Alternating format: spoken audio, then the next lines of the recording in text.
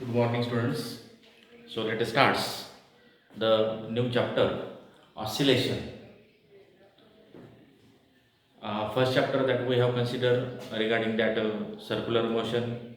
We have also considered the motion, then rotational motion. Okay, rotational motion, rotational dynamics. In that case, we have considered the concept of circular motion here. Now, next type of motion that we are going to consider, that is known as here the oscillation. So, in the case of oscillation, we are going to consider the concept of simple harmonic motion. आपल्याला या चॅप्टरमध्ये सर्वसाधारणपणे simple harmonic motion म्हणजे नेमकं काय असतं ते बघायचं आहे. सिंपल हार्मोनिक, हार्मोनिक म्हणजे sinusoidal. The motion is having the sine function. Sine function याला म्हणतात sine function. The motion which performs the sine function which repeat itself in a regular interval of time. That motion that is to be get known as here the simple harmonic motion. त्या मोशनला आपण या ठिकाणी काय म्हणतो, simple harmonic motion असं आपण त्या ठिकाणी इथं म्हणतो. आता बेसिक कन्सेप्ट काय सिंपल हार्मोनिक मोशनचा, whatever may be the force which is acting is directed towards the mean position and directly proportional to the displacement which is also proportional to the directly towards the mean position. Means applied force is directly proportional to the displacement here, such that the force and displacement are oppositely directed. म्हणजे जेवढा force applied केला तेवढा displacement, परंतु force आणि displacement यांची दिशा मात्र ही कशी राहील या ठिकाणी विरुद्ध राहील. आता इथं आपण या ठिकाणी थोडक्यात जर बघितलं तर आपण एक ब्लॉक घेतलेला आहे आणि सिंपल हार्मोनिक मोशनचा आपल्याला या ठिकाणी इथं कन्सेप्ट बघायचा आहे. याच्यामध्ये आपण काय घेतलेलं आहे, एक स्प्रिंग घेतलेली आहे आणि या स्प्रिंगला आपण एक ब्लॉक असा या ठिकाणी हे अटॅच केलेला आहे. So in simple case you can consider it is a spring mass oscillator. आता याच्यामध्ये काय घेतलेलं आहे की हा ब्लॉक समजा मेन पोझिशनला आहे आणि समजा हा ब्लॉक मी या ठिकाणी असा डिस्प्लेस केला या दिशेला. Let x is the displacement that is to be get carried out by the spring whenever the tension that is to be get applied. So whatever may be the force which is to be acting on the spring in the form of tension which is directed in this direction here, and the displacement which is to be get directed in this case. Means here the direction of displacement that is to be get considered as from mean position to the extreme position here. In the same here the force which is directed towards the mean position.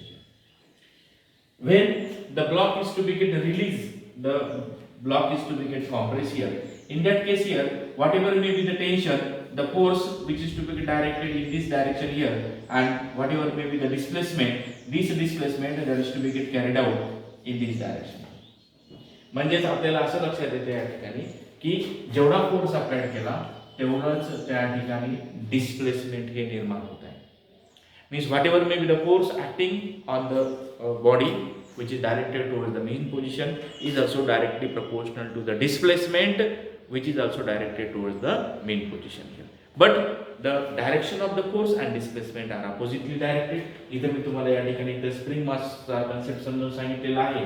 याच्यामध्ये जसं मी या ठिकाणी इथं force applied केल्यानंतर हे जे force आहे एका टेन्शनच्या स्वरूपात या स्प्रिंग मध्ये या ठिकाणी ऍक्ट होत आहे, परंतु डिस्प्लेसमेंट आणि फोर्स हे विरुद्ध दिशेला झालेले आहे.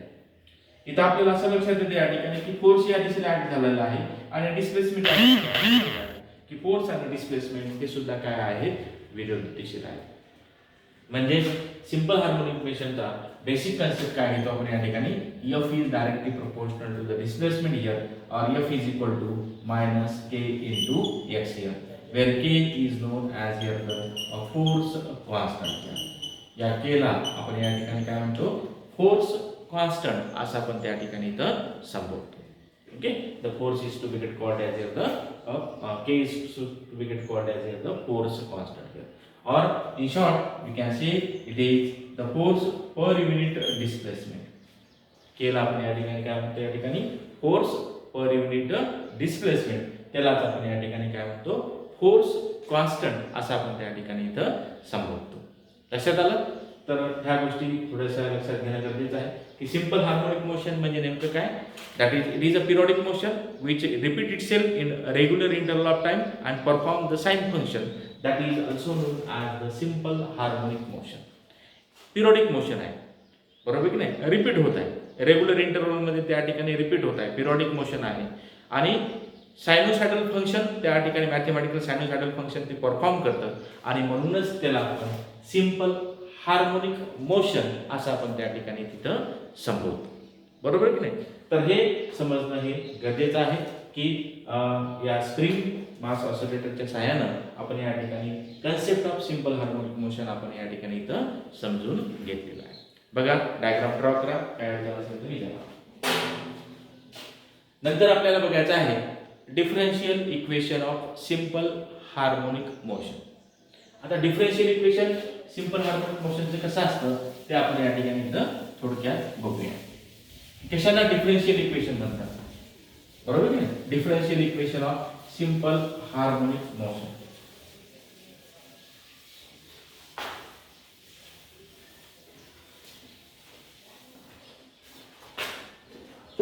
तर आपण या ठिकाणी थोडक्यात बघूया differential equation. Differential equation of simple harmonic motion. आता डिफरन्शियल इक्वेशनचा कन्सेप्ट आपल्याला बघायचा आहे. That is the basic concept from the simple harmonic motion. The applied force is directly proportional to the linear displacement. म्हणजे आपल्याला माहिती आहे ठिकाणी की F is directly proportional to x here. So I can write here F is equal to minus k into x here, where k is known as the force constant. k ला आपण या ठिकाणी काय म्हणलेलं आहे, या ठिकाणी फोर्स कॉन्स्टंट असलेले आहे. The negative sign indicate that will be indicate that here the applied force and displacement are oppositely directed. Negative sign कशी इंडिकेट करतात या ठिकाणी, फोर्स आणि डिस्प्लेसमेंट हे काय आहे, अपोजिट डायरेक्शन मध्ये या ठिकाणी काय होत आहे, ऍक्ट होत आहे, बरोबर की नाही. तर हे आपण या ठिकाणी इथे घेतलेलं आहे. हे झालं equation number 1. According to the Newton's second law of motion, according to Newton's second law of motion, न्यूटनच्या दुसऱ्या नियमानुसार आपल्याला काय लिहिता येतं या ठिकाणी, the force is equal to mass into acceleration. हे दोन इक्वेशन्स आपण या ठिकाणी इथे कंपेअर करू शकता. फोर्स आणि फोर्स इथे इक्वेट केलं तर mass into acceleration is equal to काय लिहिता येतं या ठिकाणी, मायनस के इनटू एक्स. हे झाले इक्वेशन नंबर 3. आता आपल्याला इथं ऍक्सेलरेशनची किंमत आपल्याला या ठिकाणी काढायची आहे. You know that what is velocity. Velocity is nothing but here the rate of change of displacement. Velocity ला आपण या ठिकाणी rate of change of displacement म्हटलं. नंतर acceleration म्हणजेच काय घेतो आपण या ठिकाणी, rate of change of velocity.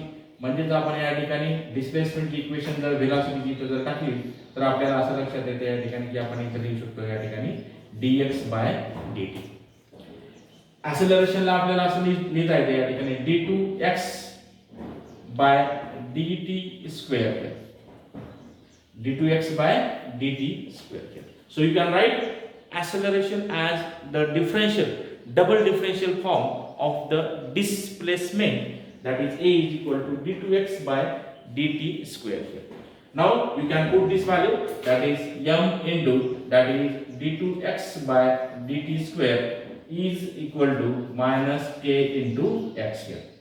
So divided by m in this case here, so I can write here d2x by dt square is equal to minus k by m into x here. So if you consider this term, that is the k by m, that is known as here the angular velocity. So I can write here omega square is equal to k by m. So I can write here d2x by dt square is equal to minus omega square x here. So I can write the derivation here, d2x by dt square plus omega square x is equal to 0. So this is the required equation of the differential equation of the simple harmonic motion. हे झालं differential equation simple harmonic motion.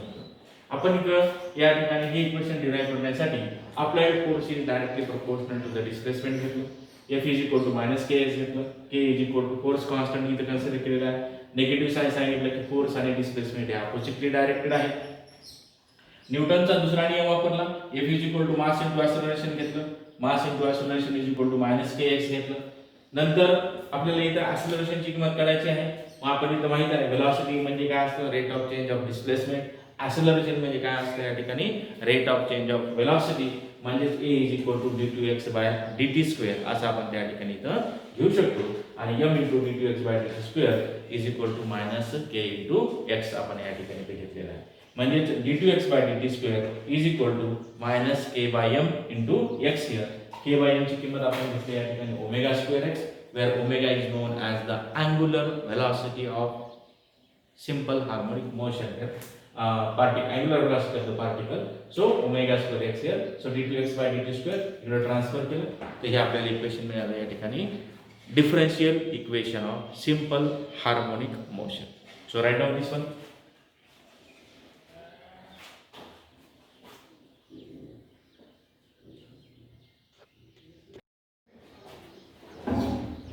तर मुलांनो आपण नंतरचं derivation बघणार आहे.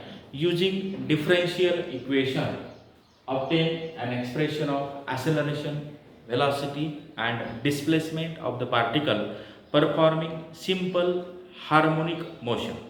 म्हणजे differential इक्वेशनचा वापर करून आपण तीन डेरिव्हेशन्स आपण या ठिकाणी काढणार. एक ॲक्सेलरेशनचं काढणार, एक व्हेलॉसिटीचं काढणार आणि एक डिस्प्लेसमेंटचं काढणार. तर आपल्याकडे काय काय दिलेलं आहे, differential equation of simple harmonic motion.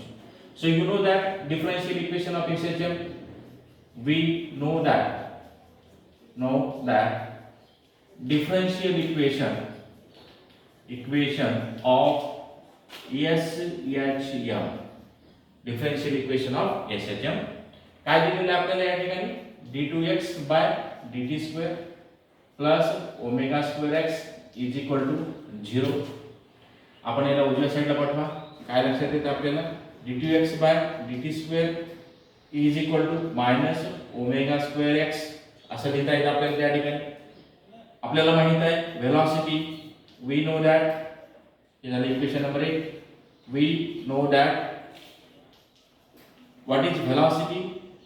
Velocity is nothing but here the rate of change of displacement. What is acceleration? Acceleration is nothing but here rate of change of velocity. आपल्याला इथं व्हेलॉसिटीची किंमत इथं पुटअप करा तर आपल्याला असं लिहिता येतं या ठिकाणी dx बाय dt आणि यालाच आपल्याला असं लिहिता येतं या ठिकाणी d2x बाय dt स्क्वेअर. म्हणजेच आपल्याला असं लक्षात आलं आपल्याला या ठिकाणी की ॲक्सेलरेशनला आपण या ठिकाणी d2x बाय dt स्क्वेअर लिहू शकतो. हे किंमत या इक्वेशन मध्ये आपण त्या ठिकाणी पुटअप करा. By putting about equation in 1. Equation 1 मध्ये आपण त्या ठिकाणी पुटअप करूया. तर ॲक्सेलरेशन बरोबर काय घेतो आपण या ठिकाणी d2x बाय dt स्क्वेअर हे आपण या ठिकाणी ते घेतलेलं आहे. तर आपण या ठिकाणी a is equal to minus omega square x. So this is the required equation of the acceleration of the particle performing simple harmonic motion. हे इक्वेशन झालं ॲक्सेलरेशन. काय केलं आपण या ठिकाणी, डिफरन्शियल इक्वेशन घेतलं. डिफरन्शियल इक्वेशनला आपण या ठिकाणी शिफ्ट केलं, मायनस ओमेगा स्क्वेअर एक्स लिहिले. We know that velocity is nothing but here the rate of change of displacement. Acceleration is nothing but rate of change of velocity. वेलॉसिटीची किंमत इथे पुटअप केली d of dt dx by dt. म्हणजे आपल्याला या ठिकाणी इथे काय लिहिता येतं d2x बाय dt स्क्वेअर. ही किंमत म्हणजे ॲक्सेलरेशन असतं, ही किंमत या इक्वेशन मध्ये पुटअप केली तर आपल्याला इक्वेशन मिळालं या ठिकाणी acceleration of the particle performing simple harmonic motion. या इक्वेशन मध्ये आपल्याला काय लक्षात येतं की acceleration is directly proportional to the displacement.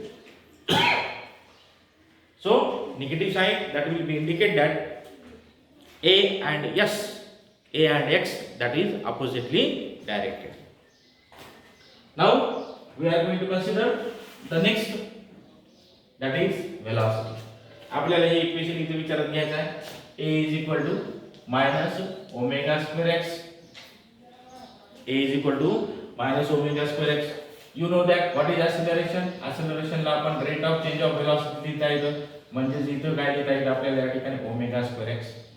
याला इथे बघा आता या ठिकाणी याला ओमेगा स्क्वेअर एक्स ला आपण या ठिकाणी इथं शिफ्ट करा. तर omega square X dv by dt याला मी त्या ठिकाणी ऍडजस्टमेंट करतो.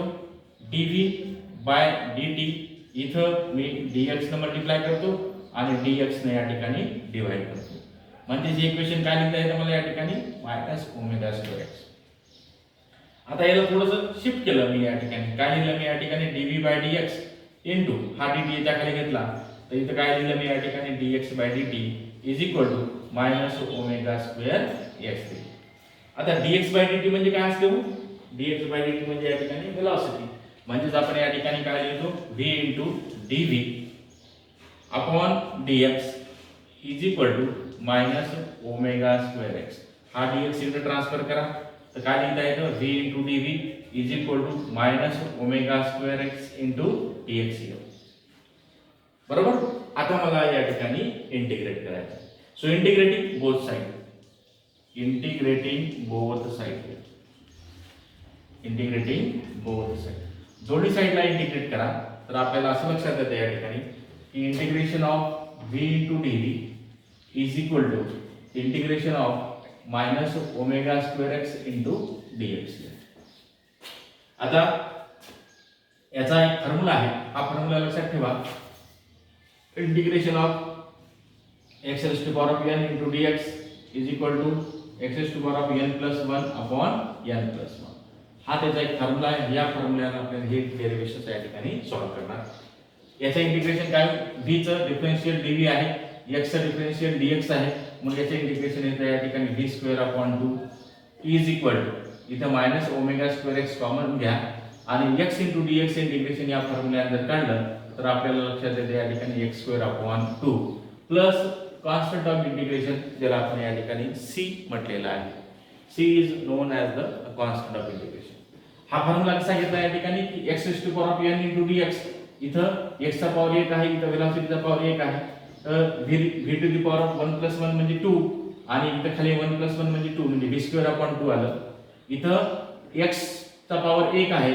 हा फॉर्म्युल्यामध्ये x to the power 1 plus 1 upon 1 plus 1 म्हणजे x square upon 2 plus c येतं या ठिकाणी. म्हणजे v square upon minus omega square x square upon 2 plus c असं आपल्याला लक्षात येते आहे. आता आपल्याला या कॉन्स्टंट ऑफ इंटिग्रेशनची या ठिकाणी इथं किंमत काढायची आहे. कॉन्स्टंट ऑफ इंटिग्रेशनची किंमत काय घेतो आपण या ठिकाणी की समजा इथं आपण if the displacement of the particle is consider as the zero. जेव्हा एखाद्या पार्टिकलचं डिस्प्लेसमेंट आपण या ठिकाणी झिरो कन्सिडर करतो त्यावेळेस काय होतं वेलोसिटी त्या ठिकाणी काय होतं. समजा आता हे पार्टिकल आहे. हा पार्टिकल समजा आता इथून असा वरती फेकला बरोबर की नाही तर त्यावेळेस इथं डिस्प्लेसमेंट आपण त्याची झिरो घेतो. पण जेव्हा डिस्प्लेसमेंट त्याची मॅक्सिमम होतं है की नाही when the particle that is to be reaches at the extreme position here when displacement is equal to a at that time here the velocity of the particle that will becomes 0.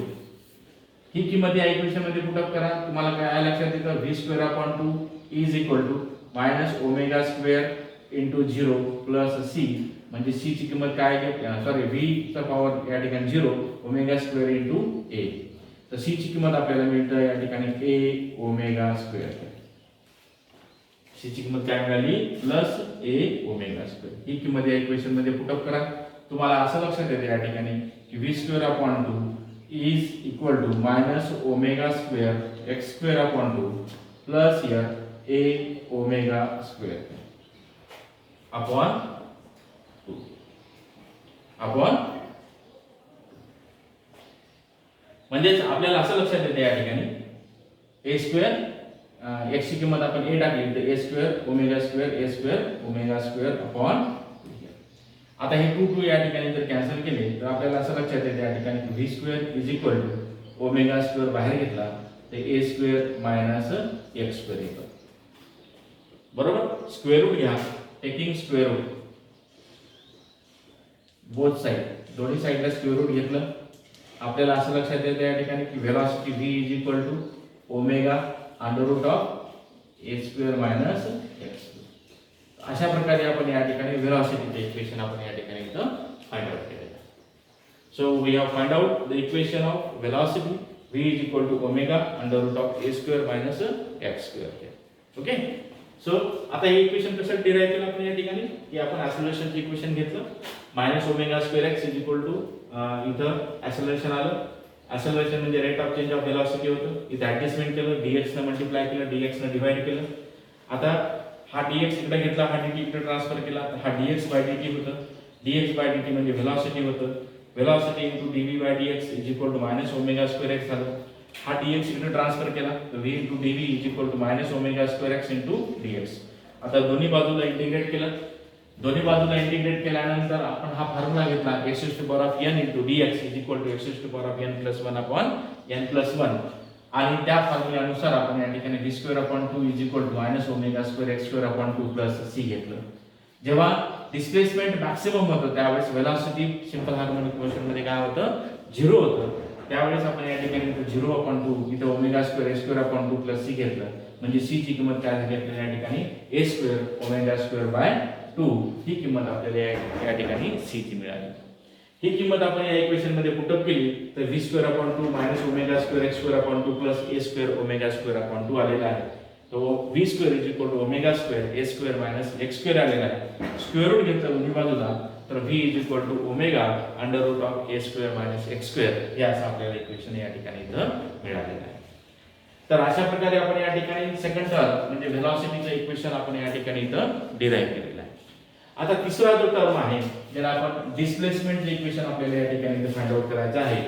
आता डिस्प्लेसमेंटसाठी आपल्याला हे पुन्हा equation घ्या विचारात नाही. व्हेलॉसिटीचं equation आपण इथे विचारात घेतो v is equal to omega under root of A square minus x square या इक्वेशनचा पुन्हा आपण या ठिकाणी इथे विचार करूया. व्हेलॉसिटी म्हणजेच काय आहे तो आपण या ठिकाणी rate of change of displacement म्हणजेच आपण या ठिकाणी omega under root of A square minus x square दिसायला तसं घ्या. हा dt इकडे ट्रान्सफर करा म्हणजे आणि हा A square minus x square इकडे घ्या. तर dx upon under root of A square minus x square is equal to omega into dt घ्या. दोन्ही बाजूला इंटिग्रेट करा. Integrate both side. Integrate both side. दोन्ही बाजूला जर इंटिग्रेट केलं तर आपल्याला असं लक्षात येते या ठिकाणी तर dx upon under root of A square minus x square is equal to integration of omega into dt. याचे इंटिग्रेशन होतं या ठिकाणी sine inverse x upon a is equal to याला ओमेगाला बाहेर घ्या dt इंटिग्रेशन होतं t आणि कॉन्स्टंट ऑफ इंटिग्रेशन घेतला आपण या ठिकाणी अल्फा. या साइन इनवर्सला इकडे equal to sine of here omega t plus alpha असं आपल्याला या ठिकाणी लिहिता येतं. x इज इक्वल टू आपल्याला इथं काय लिहिता येतं a sine of here omega t plus alpha असं आपण त्या ठिकाणी इथं लिहू शकतो. तर हे झालं equation displacement of the particle performing simple harmonic motion. तर अशा प्रकारे आपण इथे using differential equation we have derived an expression of the acceleration, velocity and displacement of the particle performing simple harmonic motion हे आपण इक्वेशन या ठिकाणी इथं डिराइव्ह केलेलं आहे. तर हे सर्वसाधारणपणे डेरिव्हेशन आहे हे थोडंसं लक्षात घ्यायचं आणि काही अडचण असेल तर तुम्ही त्या ठिकाणी मला लिंकवर शेअर करा कमेंट्स.